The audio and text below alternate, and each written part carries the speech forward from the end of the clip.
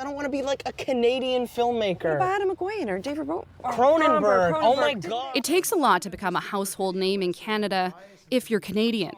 But 3 filmmakers are throwing their hats in the ring and hoping audiences will reward them. I made a deal with myself that if this thing doesn't work, it's time to get real and just move on and accept defeat.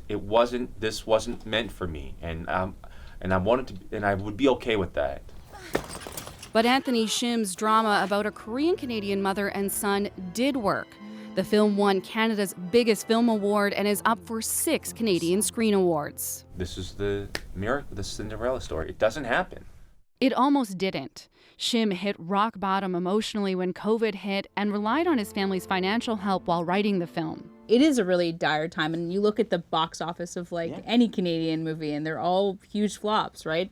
Like a lot of these titles make like $12,000 at the box office. Chandler Levac's I Like Movies is about a teen working at a Blockbuster Video in Burlington.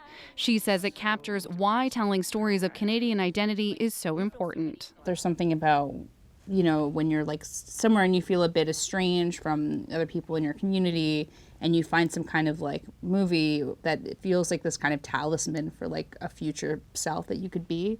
But commercial success is hard to come by. In 2021, Canadian-made films made just 5% of the total box office at Canadian theaters. And that was a good year. Still, established Canadian filmmakers say we have to keep making them. There's so many amazing Canadian talent in front of the camera, in this film, like Lamar Johnson, who's in The Last of Us, stars in the film. Kiana Madeira, another one of our fine young talents.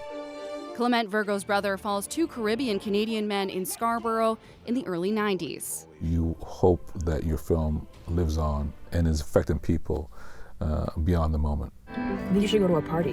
No. I like movies. Tegan Beaudet, CBC News, Toronto.